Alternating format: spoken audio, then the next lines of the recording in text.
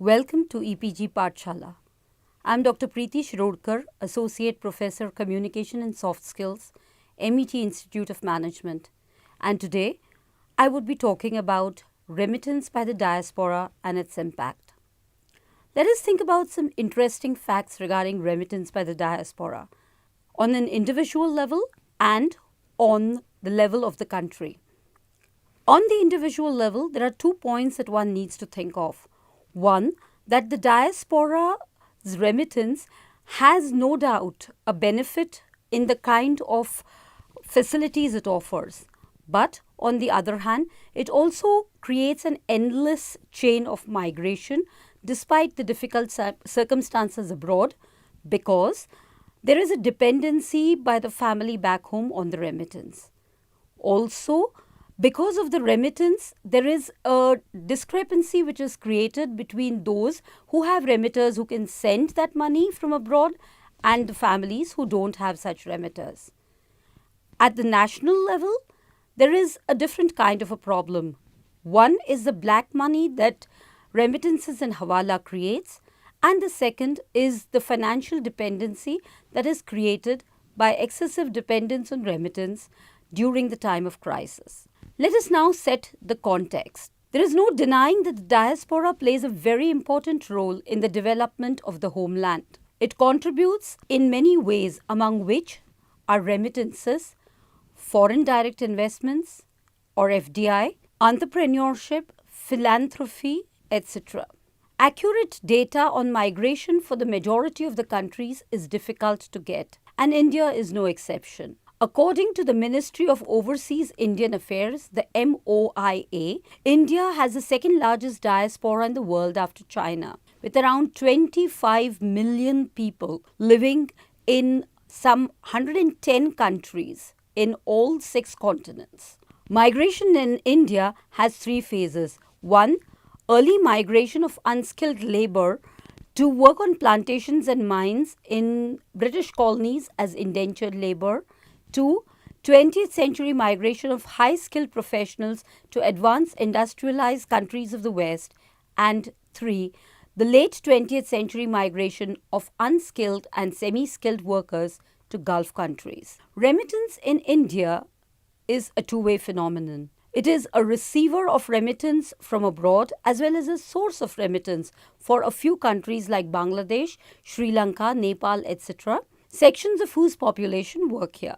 Interstate migration within India forms a large chunk of the remittance. Among the people to whom India remits, countries like Bangladesh emerge at the top, followed by Nepal. Let us now look at the definition and characteristics of remittance. Remittance refers to unrequited transfers, referring primarily to money sent by migrants to family and friends on which there are no claims by the sender. In certain developing countries, remittances account for more than 20% of the gross domestic product or the GDP. Remittances, furthermore, increase the recipient country's foreign exchange reserves and are less volatile than other sources of foreign exchange earnings. They thus support the financial sector development through a strong and positive impact on bank deposits and credit to the private sector. This does not mean that there are no difficulties. Let us now look at the difficulties of estimating remittance. Even when remittance data is available, countries often classify it incorrectly. Many countries report workers' remittance as other transfers. Moreover, only a few countries report bilateral flow of remittances. In fact, remittances cannot have exact numbers because remittance gets remitted through varied channels. These include banking, postal services, private players, and hawala. Of all these, only those which have a proper receipt system can be counted. Let us now consider some worldwide remittance patterns. Millions of migrants send remittances to the family and communities that they belong, is a fact that we've already discussed. In 2009, worldwide, remittances were estimated to have totaled to 414 billion US dollars. Interestingly, Chinese diaspora is larger than India, but they receive comparatively less remittance. According to AFRAM, in 2009, the top remittance receiving countries were India 49 billion, China 48 billion, Mexico 22 billion, Philippines 20 billion, France 15 billion, Bangladesh 11 billion, Spain 10 billion, Germany 10 billion, and Nigeria 10 billion. These remittances have helped in enabling better healthcare, housing, marriage, community works, and education, both in the families and in the nation. The spending patterns of the remittances, however, depends on varied factors such as the strength of the migrants' kinship ties and intent to return to the country of origin. Migrants who intend to return tend to remit more than those who are permanently integrated into the host countries. What one needs to remember, though, is that remittances are an important source of external financing for developing countries. In fact, international migration is perhaps the second largest source of net financial flows to developing countries. Let us now look at the Indian scenario. Migrant remittances to India have recently come up onto development agendas worldwide. They form a very important component of the nation's balance of payments, especially in developing countries like India. The major remittances reasons are money sent by parents to children and children to parents, as also the money spent for special occasions. Moreover, whenever migrants return home, they bring a lot of gifts for family members. In the Indian context, the maximum remittance that India receives is from the US, followed by Saudi Arabia and the United Arab Emirates or the UAE. This is because the Gulf countries rarely allow permanent migration, and so the remittance from these countries is very high. Moreover, the proportion of households sending and receiving remittances is relatively high in rural areas as compared to the urban areas. While about 5.2% of rural households claim to send and receive remittance, only 3.1% urban households sent or received them. On an average, about 20% of the funds received by way of remittance are deposited in bank accounts, and about 7% of the funds are invested in land, property, or securities. Let us now think about the role and function of remittance. Remittance helps to improve economic growth, especially if used for financing children's education and health expenses. Even when they are used for consumption, remittances generate multiple effects, especially in countries with high unemployment. In India, a large part of remittances are invested in gold, real estate, housing, to families back home. Remittances generate positive effects on the economy by stimulating demands for varied goods and services. In the context of India, the transfers increased steadily during the 1970s, remained more or less flat in the 80s, and started picking up sharply during the 90s. Since the beginning of the liberalization era, these transfers have become an important component of India's overall balance of payments. Inward money transfer for family maintenance was primarily earlier dominated by hawala, but now other modes of transfer have emerged, and 40 to 50% of the money is transferred through proper channels. Host countries allow resident Indians to credit money to their home-based accounts directly, and they can make someone back home withdraw the money from their account. Remittance is an important factor as regards family obligation and currency of care. Let us see how. In many developing countries, remittances play a very crucial role as insurance. They also serve as financial consumption, land and housing purchases, and for philanthropy. They are an important source of social insurance as well. They provide liquidity for small enterprises as well as capital investments, equipment, land, wells and irrigation works, and education with long-term implications for economic development. Remittances provide social protection to poor households. India has moved in various ways formally to harness and acknowledge the expertise, wealth, and contacts of the diaspora. The report by the Singhvi Commission on the Indian Diaspora observed that many wealthy PIOs, individually and collectively, support projects addressing basic needs such as health, education, and infrastructure in their home states and villages in India. Furthermore, during times of acute crisis, community and religious organizations have mobilized significant funds and expertise to help in relief efforts. The major areas of contribution, thus, are social causes, disaster and conflict management, building religious sites, and providing scholarship. Rarely, they are used to establish new businesses and industries. On the personal front, once these remittances are sent, they improve the recipient's living standards. Post that, they are invested in consumer goods, housing and land, as well as in bank deposits. This is, however, not to deny that remittances have negative aspects too. For one, they have pushed up the prices of land and construction materials, consumer goods and food articles, rent and charges on health, education, transports, etc. back home. Furthermore, to be able to send remittances, immigrants have to suffer a series of abuses and poor living conditions, which lead migrants to committing suicide, especially in the Gulf countries. Finally,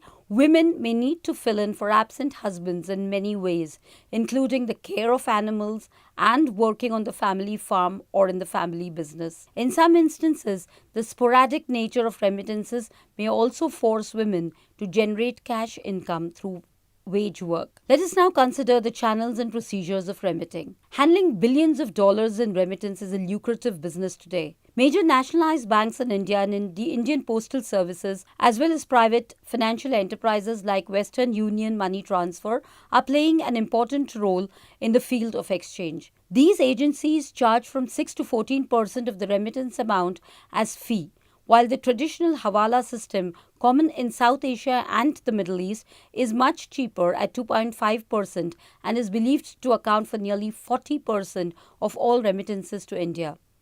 Furthermore, with the increasing use of technology among financial service providers, internet-based provision of remittances is a fast-growing business. It is evident from this that the true cost of sending remittances is small. However, exorbitant fees up to 30% on an average and frequently as high as 20% are charged by money transferred agents. These serve to drain out the hard-earned remittances of the migrants. These fees especially affect poor migrants who remit only small amounts and they are forced to pay proportionally more. Large remittance service providers have persuaded the postal network banks with extensive branches to sign exclusive contracts that limit the access to competitors to the well-developed distribution network. All these are causing problems for the remitters. What can be the suggestions for improvement? The cost of remittance can be lowered by applying varied methods and techniques to policy changes. If all remittance receivers have access to bank accounts and Indian banks open their branches in host countries, this would definitely lower the cost of remitting. Moreover, the government needs to regularize the cost of remitting money and also needs to bring transparency into it. Technology can further help to reduce the cost to some extent. Many countries are using technology, in fact, in providing remittance and other financial services. The GCash product in Philippines and the M-Pesa in Kenya are successful examples of providing remittance and other financial services through mobile phones. The presence of large telecom service providers in India can surely help in reducing the remitting cost. This will surely be beneficial, but will also help the government. For this, the government needs to introduce certain financial plans through banks, which can help them to get a loan or better interest on deposits. Let us now look at remittance, investment, FDI, and philanthropy. The FDI in India has gone up significantly in the post-reform period. In 2010-11, it was estimated at around 1,78,110 crores, which is far behind the remittance sent by Indians back home. Unlike FDI, the remittance goes directly to the family, so it has a direct impact on poverty alleviation of the household. Given that investment of remittance completely depends on the receiver, most of the money is spent on household expenses. India also tries to tap investment from its diaspora in varied ways. These include issuing bonds to them through RBI in association with SBI, the India Development Bonds, Resurgent India Bonds, and the India Millennium Deposits. Most of these funds have been raised by the Indian diaspora to counter the foreign exchange crisis in the country. Overall, one needs to understand that remittances are required. One cannot make do without them. In fact, remittances have brought a lot of positive change in the life of people back home. However, one really cannot deny their negative impact. It is therefore required that there is a better support system from the government which can bring several changes to the life and working conditions of the Indian migrants abroad. Because without that, just getting remittances from there is not good enough. A better recruitment policy and support from local embassy can bring about fruitful changes. This will ensure that over and above bringing in remittances to the country, there will also be a greater joy for these diasporics to work abroad and better living conditions for them as well. This will ensure a greater quality of life for Indians. All this is really important while looking at remittances, because remittances is not about money. It is about the quality of social, cultural and economic life. To conclude, what one needs to understand is that there is no doubt an impact on the GDP and the FDI and the overall financial sector through remittances. However, the government needs to be cautious because excessive dependence on remittance can have a very negative impact in the long run. What is very, very important is that the positives of the remittances have to be made better and encashed on more strongly, and its drawbacks have to be reduced so that the remittances can serve both for personal and national growth in the long run. Thank you.